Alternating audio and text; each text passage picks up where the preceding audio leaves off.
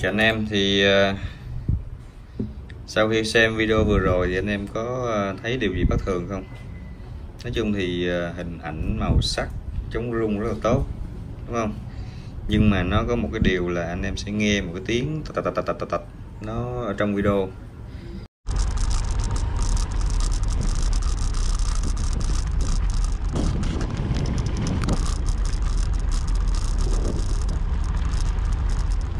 Đó là cái tiếng mà mình và rất nhiều anh em không có thích, tại vì nếu mà mình cần thu cái thu âm hiện trường á thì nghe rất là khó chịu. Và cái video đó là quay bằng bởi cái GoPro Hero 7.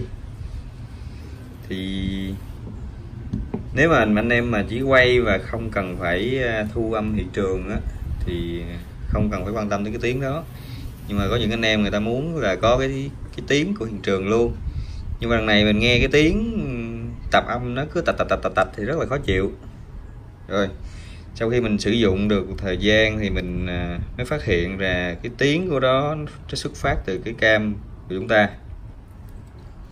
Khi mà gắn lên xe thì nó có cái mount như thế này, thì thực sự thì cái mount zin của nó và gắn lên cái một cái miếng dán lên xe hay là nón thì gài lại rất là chắc rồi, không có phát ra tiếng kêu từ cái này mà phát ra tiếng kêu từ cái máy.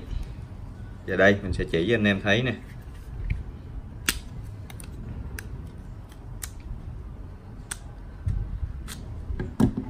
Đây, cái máy chúng ta thì sẽ có như thế này, tiếng kêu phát ra từ cái máy này, và nó chính là cái này.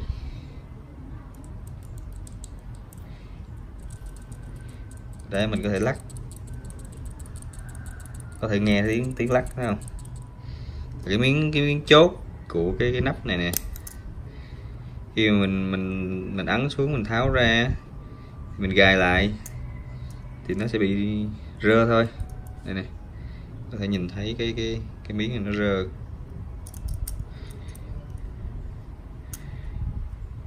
Thì cái nguyên nhân của tiếng kêu là nó phát ra từ cái miếng này, cái chốt này nè. Đó, mình tháo pin hoặc là tháo thẻ nhớ, kêu cái miếng này nè. Anh em có thể biết nguyên nhân là từ đây, nó lỏng, nó không có chắc nha. Đó,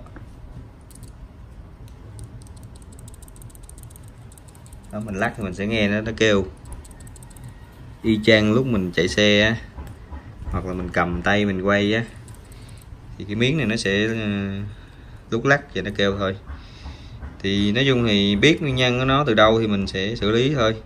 Đối với miếng này thì mình lấy một miếng băng keo nhỏ thôi, mình dán lại, mình dán nó lại thì nó sẽ không có bị kêu nữa thôi. Lúc đó thì mình dán trước khi mình lắp vào trong cái khay bảo vệ thôi. Thì khi mà mình chạy xe hoặc là mình gắn lên nón gì đó mình sử dụng á, nó không có bị lắc cái miếng đó thì nó sẽ không kêu nữa.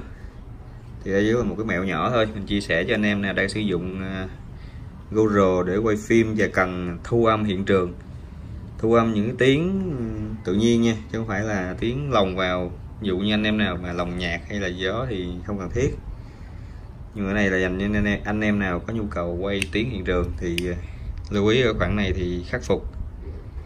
Rồi chúc anh em có một cái trải nghiệm vui vẻ và có thêm một cái mẹo nhỏ để khắc phục. Xin cảm ơn em.